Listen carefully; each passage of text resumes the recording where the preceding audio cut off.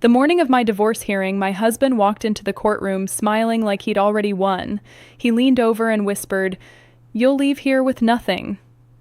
His girlfriend laughed loud enough for everyone to hear and added, "She doesn't deserve a single dime." I didn't argue. I didn't even look at them. Instead, I quietly handed my attorney a sealed letter and asked him to give it to the judge when the time was right. 5 minutes later, the judge opened it, read 2 paragraphs, looked up, and said 4 words that changed everything.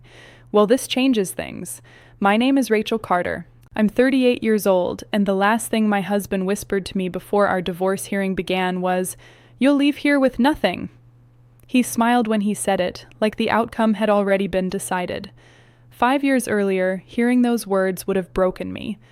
That morning, they barely made me blink because I already knew something he didn't. But to understand why, you have to go back 15 years. I met Ethan when we were both 23. He had big dreams and very little money. I had a steady accounting job, a tiny apartment, and enough optimism for both of us. He wanted to start his own software company. Everyone told him it was too risky. I didn't. I believed in him. When we got married 2 years later, we agreed on one simple plan. I'd provide stability while he built the business. Once it succeeded, we'd enjoy the rewards together. At least, that was the dream. The first 3 years were difficult, really difficult. Some months, the company earned almost nothing. There were nights when Ethan came home convinced he should quit. I'd sit beside him at our tiny kitchen table, pour him another cup of coffee, and remind him why he'd started. "We're going to get through this," I'd tell him. And somehow, we always did. I worked overtime almost every week. My paycheck covered the mortgage, the groceries, utilities, health insurance, even most of the company's early software expenses when investors backed out. I postponed graduate school because we couldn't afford both. I delayed buying a new car. I skipped vacations. Every sacrifice felt worthwhile because I believed we were building something together. Whenever Ethan thanked me, he'd say the same thing. "One day, all of this will be ours." I believed every word. Then everything changed. In the company's 7th year, one of Ethan's products unexpectedly became a huge success. Within 18 months, his business expanded across 3 states. Interviews, awards, magazine covers, business conferences. Suddenly, everyone wanted to know Ethan Carter. At first, I was proud. Watching someone you love achieve their dream is a beautiful thing, until success started changing him. He stopped asking about my day. Dinner conversations became one-sided presentations about investors, revenue, and expansion. He hired assistants for work, but somehow expected me to continue handling everything at home. When I suggested finally returning to graduate school, he barely looked up from his phone. "Why?" The single word caught me off guard. "What do you mean, why? You don't need another degree. I've always wanted one." He shrugged. "Seems unnecessary now." Little by little, the partnership we'd built disappeared. Business trips became more frequent. Late-night meetings became routine. Weekend plans were constantly canceled. Every concern I raised was dismissed the same way. "You're overthinking. You worry too much. It's just work." I wanted to believe him until one evening, while organizing paperwork for our accountant, I found hotel reservations that didn't match any conferences listed on Ethan's calendar. I didn't accuse him. Not yet. Instead, I quietly started paying attention. The signs became impossible to ignore. Phone calls he took outside, messages deleted the moment they arrived, sudden passwords on devices that had never needed them before. Then one afternoon, I overheard a conversation he thought I couldn't hear. "I'll handle the divorce soon," he said. "I just need everything positioned first." My entire world went silent. Not because he wanted a divorce, because he'd apparently been planning one without saying a single word to me. That night, I didn't cry. I sat alone in our living room until sunrise. Then I made a decision.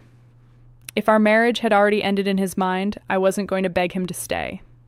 The next morning, I hired a divorce attorney. Her name was Linda Morales. After reviewing everything I'd brought, she leaned back in her chair. "Rachel, how much documentation do you have?" I opened a folder nearly 3 inches thick. Bank statements, tax returns, emails, loan records, receipts dating back more than a decade. She looked genuinely impressed. "You've kept all of this?" "I've always believed paperwork tells the truth." Over the next several weeks, Ethan hired one of the city's most expensive legal teams. Mutual friends began calling me. Apparently, Ethan had been telling everyone exactly how the divorce would end. He says you'll never touch a penny of his company. He keeps saying he built everything himself. I simply thanked people for letting me know. I never argued, never defended myself. The truth didn't need me to shout. The morning of the hearing, Linda adjusted the stack of files on our table. Are you ready? I looked toward the courtroom doors. I'm done fighting. I smiled quietly. I'm ready for the truth. Just then, Ethan walked in wearing an expensive tailored suit. Behind him came his attorney, and seated confidently in the gallery was the woman I'd seen in those hotel reservations. She caught my eye, smiled. Then Ethan leaned toward me. You should have settled when I offered. I said nothing. The courtroom doors opened. Everyone stood. As the judge entered and prepared to begin the proceedings, I reached into my briefcase, removed one carefully sealed envelope, and quietly handed it to Linda. Please, I whispered, give this to the judge when the time is right. The courtroom became completely silent as the judge took his seat. My attorney, Linda, organized our files while Ethan leaned back in his chair with the confidence of someone who believed the outcome had already been decided. He didn't even look nervous. Why would he? He thought the company, the investments, and the future we'd built together belonged only to him. His attorney stood first. Your Honor, he began, Mr. Carter built his business through his own vision, leadership, and hard work. While Mrs. Carter was certainly his spouse, she made no meaningful contribution to the creation or growth of the company. We asked the court to recognize the business as his separate achievement. Ethan nodded proudly. Then he looked at me. A faint smile crossed his face. It was the same smile he'd worn the morning he promised we'd build our future together. Only now, it carried no warmth. The judge turned toward Linda. Mrs. Carter's response? Linda stood calmly. We'll address those statements, Your Honor. She didn't argue. She didn't accuse anyone of lying. Instead, she walked quietly to the clerk's desk and handed over the sealed envelope I'd given her. This was prepared by my client. The judge adjusted his glasses. What exactly is it? A chronological summary of documented financial support and relevant records already included in discovery. The judge nodded. I'll review it. He carefully opened the envelope. The entire courtroom watched in silence. Ethan crossed his arms confidently. His girlfriend glanced toward me with an amused expression. Neither of them seemed concerned. The judge began reading. His eyes moved slowly down the first page, then the second. He stopped, went back, read one paragraph again. Finally, he looked up. Mrs. Carter? Yes, Your Honor. You organized these records yourself? I did. He nodded thoughtfully. I appreciate clear timelines. He returned to the letter. The first page wasn't emotional. There were no accusations, no dramatic language, only dates.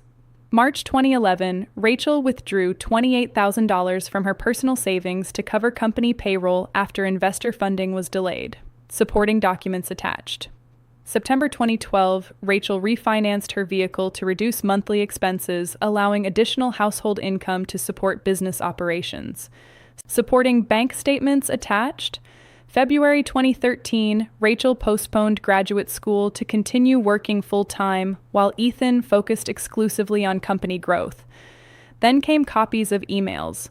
One caught the judge's attention. It was from Ethan. I couldn't have kept the company alive without you. Someday, everything we build will belong to both of us. The courtroom remained silent. The judge continued reading another email. Thank you for covering the mortgage again. I promise this sacrifice won't be forgotten. Another. Every investor meeting is possible because you're keeping everything else together. I didn't look at Ethan. I didn't need to. The silence beside me was changing. The confidence he'd walked in with was beginning to disappear.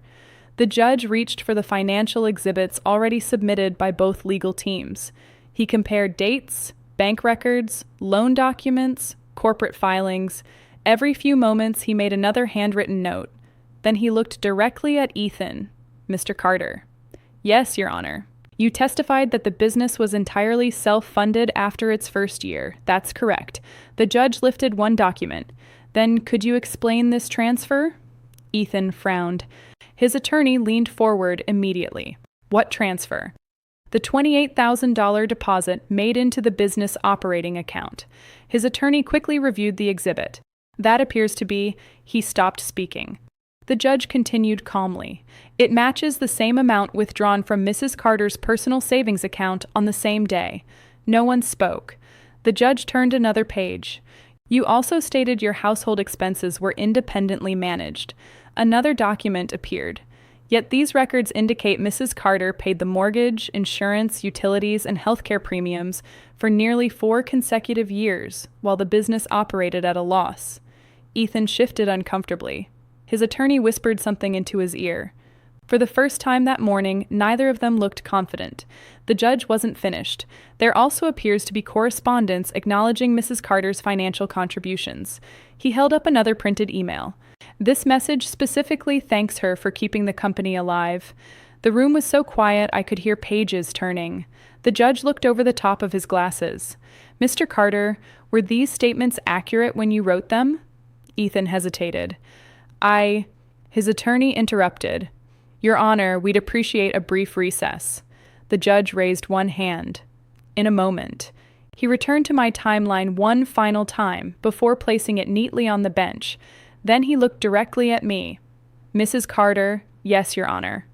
Thank you. The room remained silent. He gently tapped the organized timeline with his pen. This isn't an emotional argument, it's a factual one.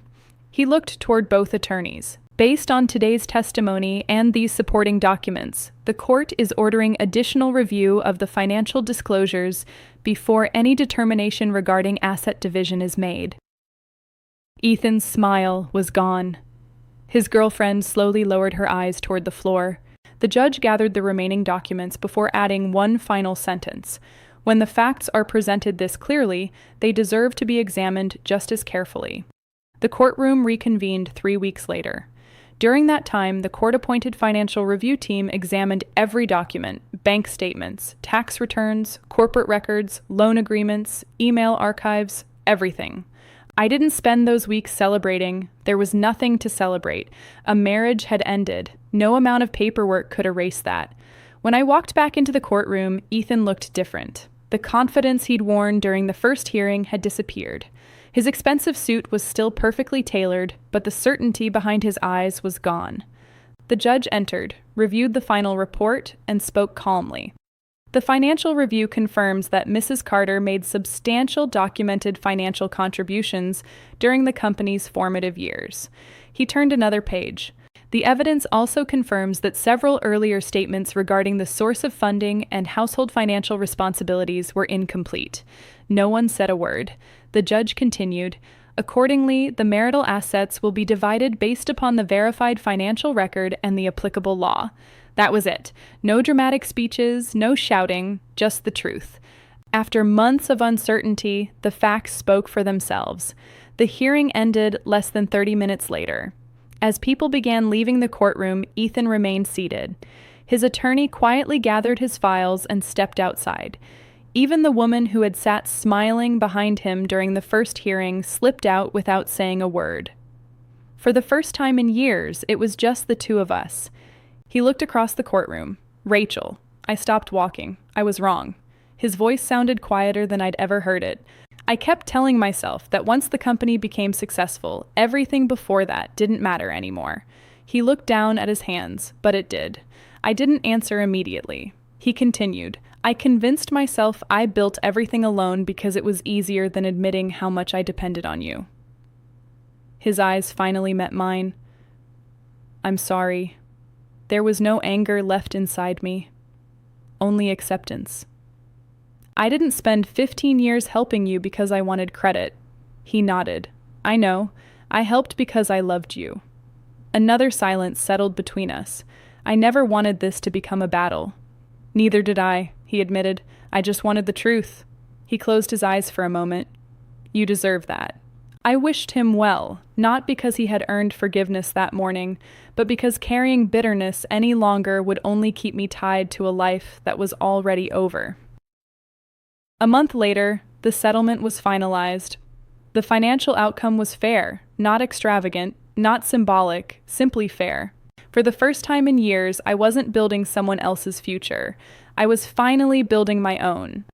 Instead of buying a bigger house or taking vacation, I invested in something I'd postponed for almost 15 years, my own consulting firm, a business dedicated to helping small family-owned companies organize their finances and grow responsibly. Ironically, the dream I delayed while helping Ethan build his company became the foundation of my next chapter. The first client who walked through my office doors reminded me of us years earlier, young, hopeful, trying to build something meaningful. This time, I wasn't standing behind someone else's dream. I was standing inside my own. Sometimes people ask whether I felt victorious after the divorce. The truth surprises them. I never wanted revenge. Revenge would have kept me looking backward. What I wanted was acknowledgement, not applause, not sympathy, just the simple recognition that quiet sacrifices matter, even when they happen behind closed doors.